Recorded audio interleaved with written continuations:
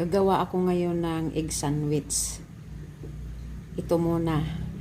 Naglaga muna ako ng itlog. Yan, 4 na piraso. Tapos, umpisa, pag mag-start na siya magkulo ng tubig, magbilang ako ng 7 minutes. Tapos yun, okay na yun. Hard-boiled na yun. Yan, takpan muna. Ito na siya, guys. After 7 minutes, tingnan natin. Ayan. Init. So, patayin ko yung apoy. Tapos, alisin siya.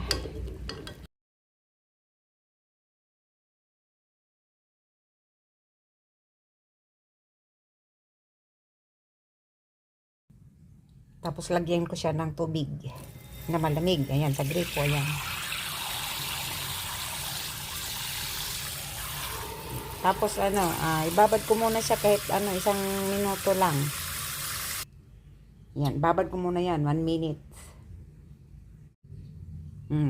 Pagkatapos ng 1 minuto, tapon natin ang tubig. Yan. Tapos, hintayin ko siyang lumamig para balatan ko at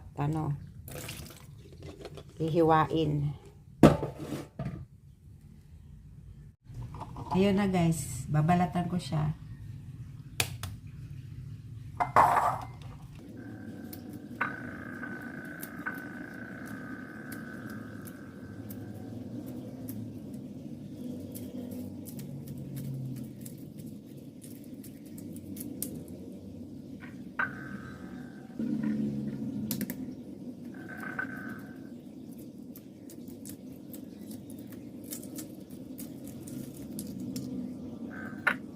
Ito na siya, guys. I-slice ko na siya.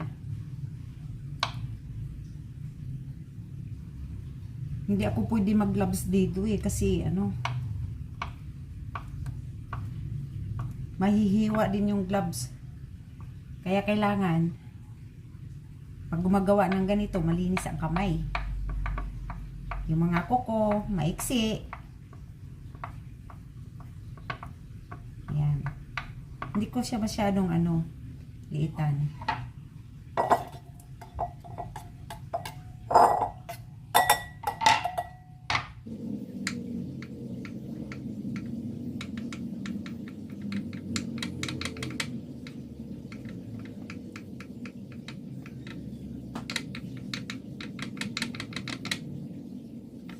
Kailangan magtrabaho tayo basta pagkain, malinis ang mga kamay.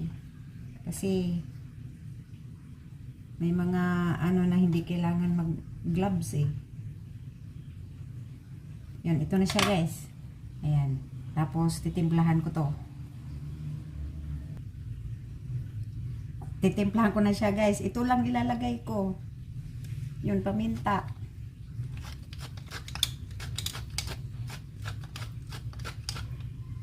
Tapos asin.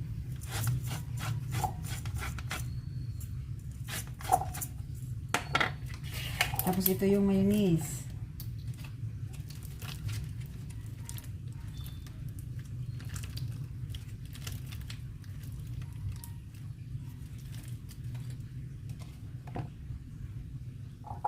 Ayun, ito lang siya. Haluin lang ng maigi.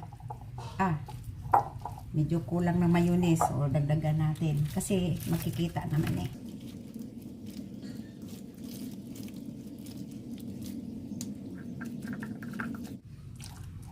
Ayun, guys, ito na, simple lang. Pero meron ka ng masarap na palaman para sa breakfast. Palaman sa panisal. Ayun, guys. Ayan, okay na yan siya. Thank you for watching. Bye!